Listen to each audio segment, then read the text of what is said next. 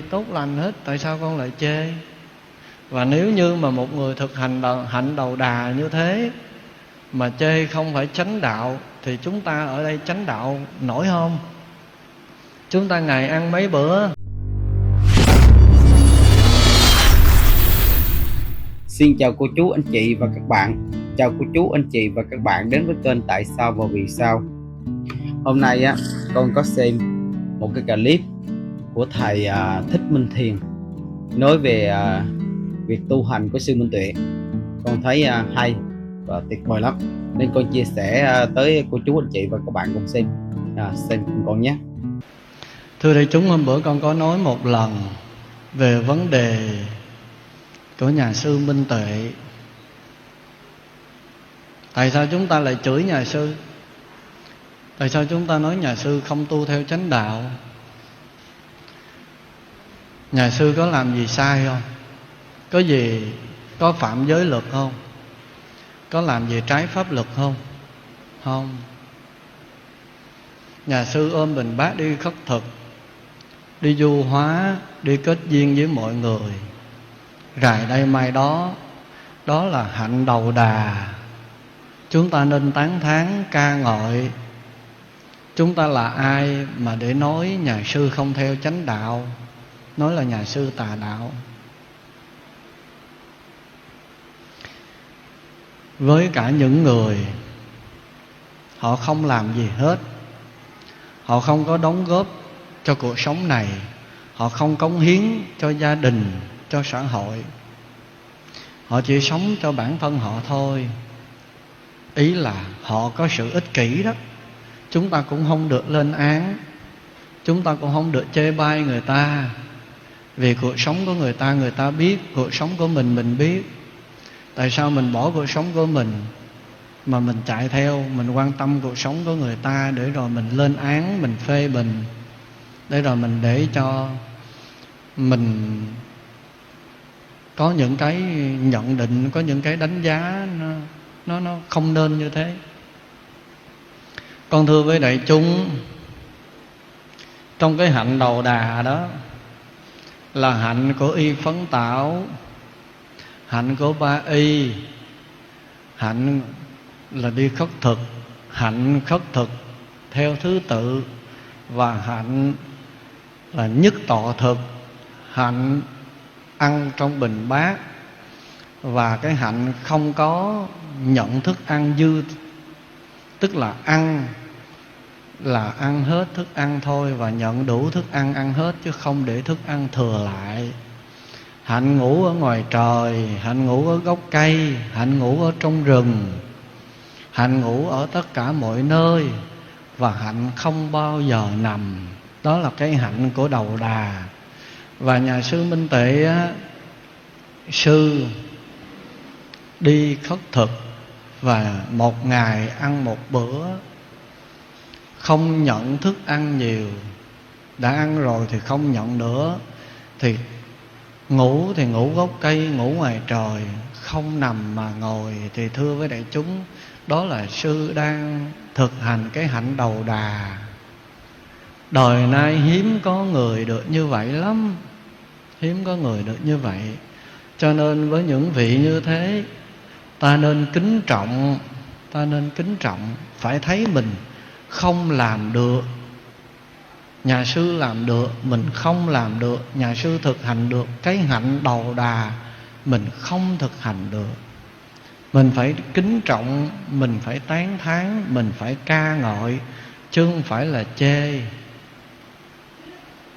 Con không thể ngồi ở trong mát, con không thể một ngày ăn nhiều bữa, con không thể là người ăn cao lương mỹ vị, con không thể là một người mà trong tủ của con rất nhiều những bộ quần áo có giá trị, rất nhiều những đồ hiệu con xài. Con là người đang thọ hưởng về những điều đó, mà con lại cho con là chánh đạo. Con lại phê bình một người khất thực, một người hạnh y phấn tảo, một người nhận ba y một ngày, một người đi khất thực để ăn một ngày ăn một lần, ngủ ở gốc cây, ngủ trong rừng, ngủ ngoài trời, ngủ ngồi. Con không có cái hạnh gì tốt lành hết, tại sao con lại chê? Và nếu như mà một người thực hành hạnh đầu đà như thế mà chê không phải chánh đạo, thì chúng ta ở đây chánh đạo nổi không? Chúng ta ngày ăn mấy bữa, quần áo mặc đủ màu sắc hết. Có nhiều chị em đó, mỗi lần đi đám cưới là phải một cái đầm, và không bao giờ mặc lại cái đầm đó lần thứ hai đi đám cưới. Có khi ở trong cái chỗ mà cái kệ để giày dép đó, 5, 7, 8, 10 đôi giày dép. Ấy vậy mà đi chê người đi chân không, chê người ba y, chê cái gì? Không chê được. Mà hơn nữa, khi hồi nãy Minh Thiện nói là chúng ta theo Phật, không có theo phe nào hết á. Không theo phe nào hết. Ta theo Phật. Theo Phật có nghĩa là theo đấng giác ngộ. Chúng ta có trí tuệ để chúng ta nhìn nhận được tất cả những sự việc, chứ không phải chúng ta nghe bên này nói cái này nói có lý, chắc cái này đúng, rồi cái mai mốt nghe một người khác nói cái nói này nó nói hay hơn, có lý hơn, cái này nó đúng. Chúng ta ba phải vừa thôi, đừng có ba phải nhiều như thế. Chính vì vậy mà ở đây con thưa với đại chúng, với con trong cái nhìn và cái thấy của con, nhà sư Minh Tuệ là bậc đáng kính, là bậc đáng kính. Còn ai muốn phê bình, ai muốn nói như thế nào là chuyện của mọi người có quyền nhìn nhận. Và con thì cũng không phải vì con thấy nhà sư đáng kính rồi con sẽ chống đối lại những người mà không có thiện cảm với nhà sư. Con có cái thấy của con, và con cũng không phải vì cái thấy của con đó mà con bắt mọi người phải thấy như con. Con cũng không bao giờ có ý định chống đối hay là có ý định thù nghịch lại với những người thấy ngược lại với con.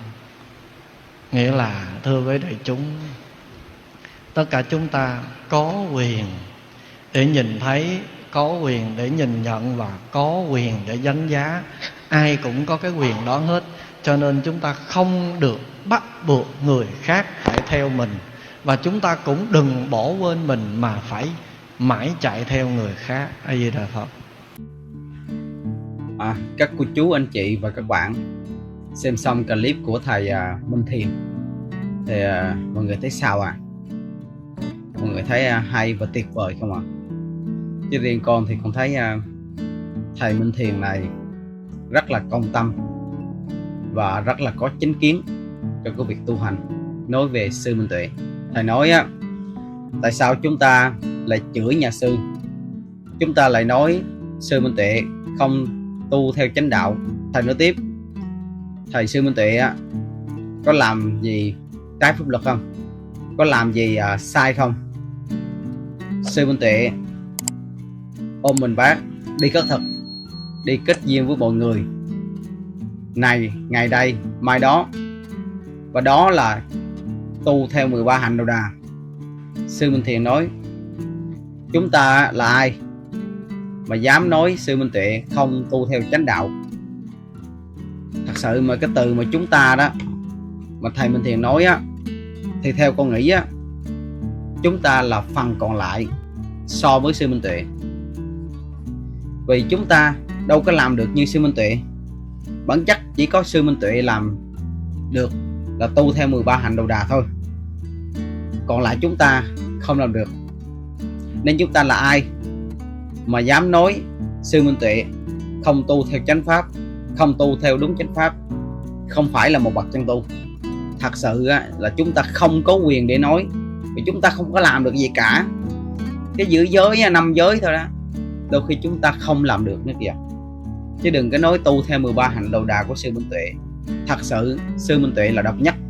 Sư Minh Thiện nói tiếp, đối với những người mà trong cuộc sống này người ta không có làm gì cả, người ta không cống hiến cho gia đình và xã hội, người ta sống cho bản thân của người ta thôi đôi khi người ta rất là ích kỷ, nhưng chúng ta không có quyền lên án và chê bai người ta, vì đời sống đó là của người ta, không phải là đời sống của mình. Thì tại sao mà mình quan tâm và mình lên án người ta như vậy? Thì thử coi, thì thầy sư Minh Tuệ đang làm cái gì? có ảnh hưởng đến cuộc sống của ai không, có nói xấu ai không, và lôi kéo lập tăng đoàn riêng không. Thật sự sư Minh Tuệ không hề có những điều đó. Thì tại sao chúng ta lại nói xấu sư Minh Tuệ và biêu xấu sư Minh Tuệ? Tu như kia không đúng, tu như này mới đúng, ôm mình bác mới đúng, ôm nồi cơm điện không đúng, mặc y vàng mới đúng, hay là y nâu mới đúng, còn y chấp giá là không đúng. Đấy, chúng ta là ai?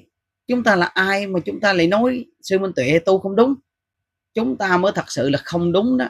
Sư Minh Tuệ có đụng chạm đến chúng ta đâu, mà chúng ta mở miệng ra chúng ta nói sư Minh Tuệ, biêu xấu sư Minh Tuệ. Thật sự người không đúng là những người đang biêu xấu và nói xấu sư Minh Tuệ, chứ không phải sư Minh Tuệ đang tu không đúng.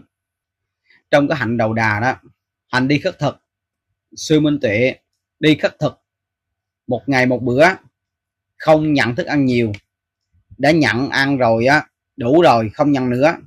Ngủ á, ở ngoài nghĩa địa gốc cây, không ngủ nằm, chỉ ngủ ngầu thôi. Sư đang tu theo 13 hạnh đầu đà, và sư Minh Thiền đang nói á, hiếm mà khó có người nào tu theo như sư Minh Tuệ, thì chúng ta phải kính trọng. Thật sự là chúng ta không làm được, chúng ta phải kính trọng và tán thán, phải ca ngợi sư Minh Tuệ, chứ không phải là chê sư Minh Tuệ. Thật sự chúng ta không thể là ngồi ở ngoài nắng, ngoài mưa, không thể ăn một ngày một bữa mà ăn vừa đủ như sư Minh Tuệ. Chúng ta không thể mặc một cái áo rách chấp giá như sư Minh Tuệ. Chúng ta không thể là ngủ ngầu như sư Minh Tuệ được.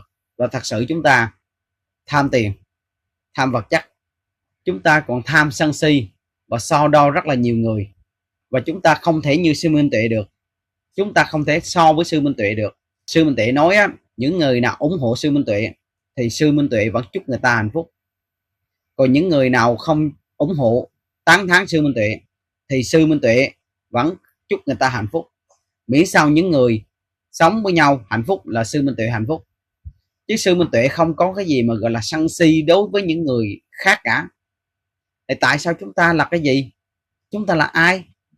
Chúng ta không làm được những điều như sư Minh Tuệ thì chúng ta lấy cái quyền gì mà nói sư Minh Tuệ này nọ được? Chúng ta không bao giờ có quyền. Chúng ta phải khâm phục và tán thán sư Minh Tuệ mới đúng. Những người nào mà đang nghĩ xấu về sư Minh Tuệ á, thì coi clip này đi, rồi sẽ hiểu hơn những cái gì mà thầy Minh Thiền á đang nói, đang thấy, hiểu theo cách nghĩ của thầy sư Minh Thiền. Và sư Minh Thiền nói tiếp, cái người mà tu theo 13 hạnh đầu đà đó mà chúng ta không tán thán, mà chúng ta nói là tu không đúng, thì chúng ta làm gì, tu như thế nào thì để gọi là chánh đạo? Thật sự mà các sư á, những cái sư nào mà đang nói về sư Minh Tuệ tu theo không đúng chánh đạo á, thì cho con hỏi, các sư ăn một ngày mấy bữa? Các sư có mấy bộ quần áo? Các sư đi dịch chuyển thì bằng phương tiện gì? Các sư có mấy đôi dép? Thì các sư hãy trả lời đi, rồi các sư sẽ hiểu tại sao các sư nên tán thán và khâm phục sư Minh Tuệ.